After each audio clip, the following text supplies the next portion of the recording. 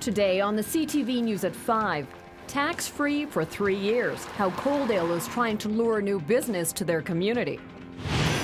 Plus, how babies at Chinook Regional Hospital are breathing easier thanks to a gift from a Canadian curling legend. And Lethbridge's Casey Scheidegger starts her Alberta Scotties action with a win.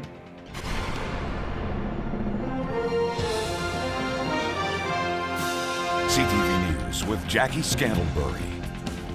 Good afternoon. If the idea of corporate taxes are keeping you from starting a business, one southern Alberta community has an incentive you may be interested in hearing about. Jan.23 has more. Tax-free for 3 years. That's what the town of Coaldale is offering any commercial business who breaks ground here in 2013. It's their way of attracting new industrial, retail, and commercial establishments to this town of 8,000 people. Kaylin Hastings is the brainchild behind the incentive. Unfortunately, there hasn't been a whole lot of commercial construction, so what we wanted to do is develop a policy that makes developing in Coaldale attractive.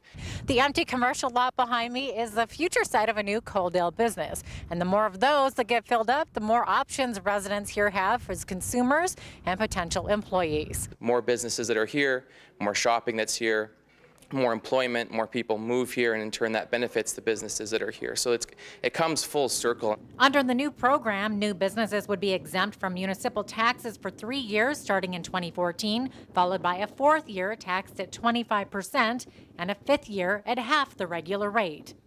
For the person that's been thinking that they might like to do something and they thought maybe there might be some investment risk in it, this will take away a bit of that investment risk and it'll, hopefully the excitement of the program will say, yeah, I want to be a part of that. The incentive may be there, but what kind of need is there? We asked people on the street what type of businesses they would like to see here in Coaldale. We could do with, some more food places. Home Hardware is supposed to build a new building on the other end of town, I believe. That would be great. Restaurants, but no more stores. No. So we need more places to eat. I would think so, yeah, because there's not that many. Nowhere to go for breakfast. Jeanette Roche, CTV News, Coaldale.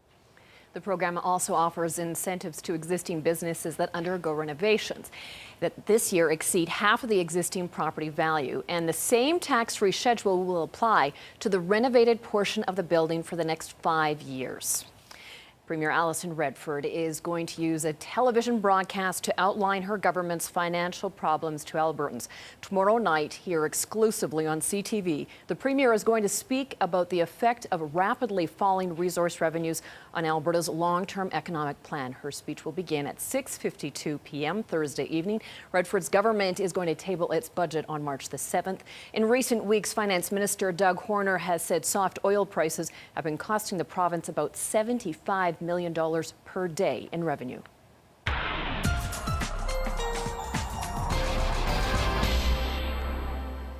Dory, on Twitter today, I believe it was Tina who tweeted that it was actually colder in Lethbridge than the Yukon at one point. That's all about to change, though.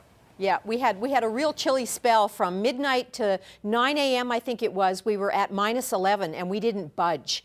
And then you factor in a little bit of wind chill, of course, it was very, very chilly. But things are looking up.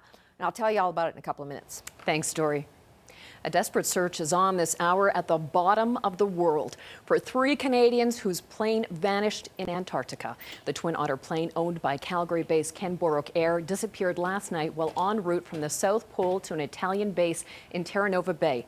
Ken Borok operates 24 de Havilland Twin Otter planes like this one. Search officials in New Zealand say the plane's emergency locator beacon is sending out a signal from along the flight path. An American rescue plane flew over the area but didn't see the missing plane. Low cloud and high winds are making the search efforts very difficult. Lethbridge Regional Police are looking for a pair of people wanted on outstanding warrants. This is 37-year-old Michael Stanley Mitchell. He's charged with 1 count of assault causing bodily harm. And this is 32-year-old Christopher Faith Teopatat. She's charged with 1 count of possession of a controlled substance. If you've seen either of these people, you're asked to contact either Lethbridge Regional Police or Crime Stoppers.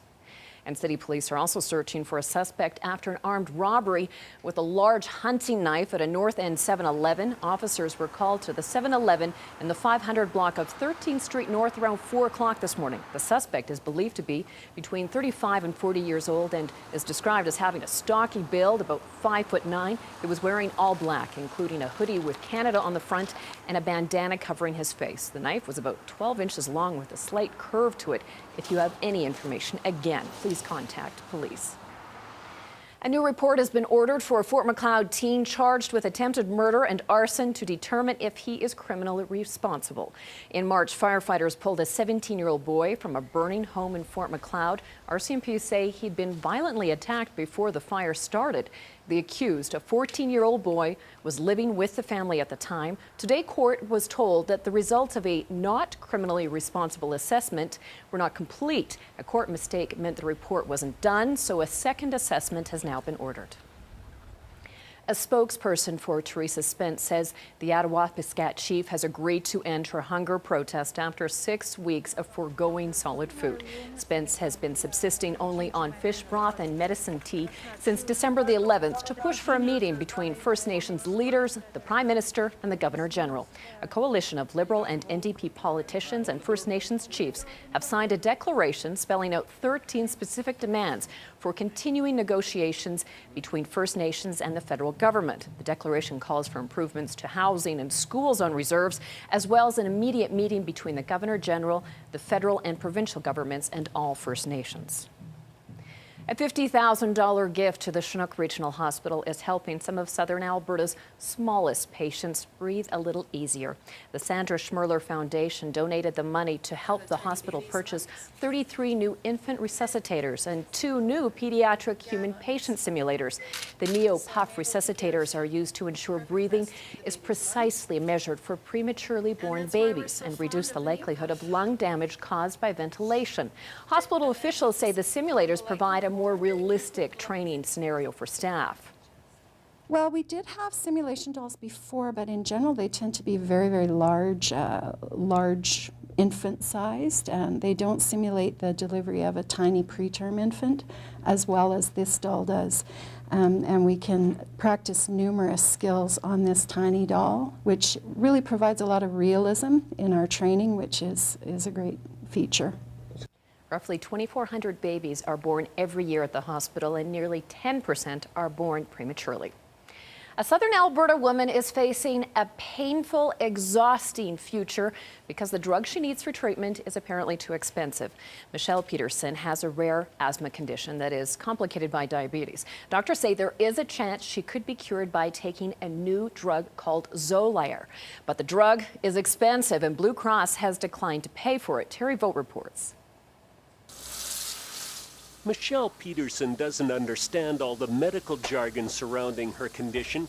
What she does know is that she has lots of swelling and pain, has a hard time keeping food down, and is always feeling exhausted. I do dishes or whatever, it just makes me really tired.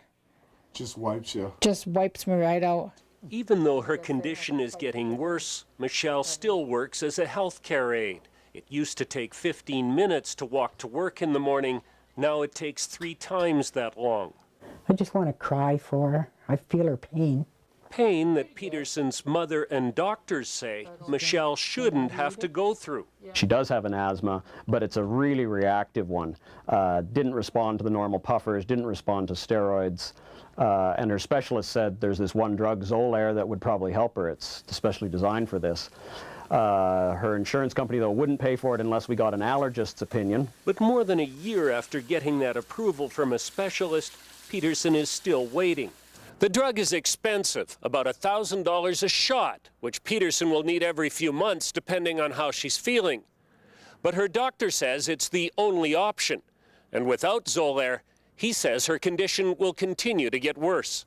And it's always discouraging when you're a physician to know you could probably help someone or even maybe cure her and not be able to do it. It's awful to have somebody sick in your family, and there's no help out there. But I'm scared that it's going to be too late because we've been fighting for like 2 years. Peterson's doctor says Michelle has gone out of her way to make sure she isn't a burden on society. But he fears without Xolair, Michelle will eventually become housebound, unable to work, and living off welfare. Terry Vogt, CTV News, Raymond. We contacted Blue Cross and they have agreed to look into the case. Well, the students are getting set to become the teachers as dozens of education students at the University of Lethbridge get set to enter the workforce. The 14th annual U of L Teacher Job Fair drew close to 150 students this morning. More than 26 school boards from Alberta and Saskatchewan were on hand to answer questions. Recruiters from overseas also showed up to talk to students about exchange opportunities. And turning now for a look at the day's markets, here are the day's final numbers.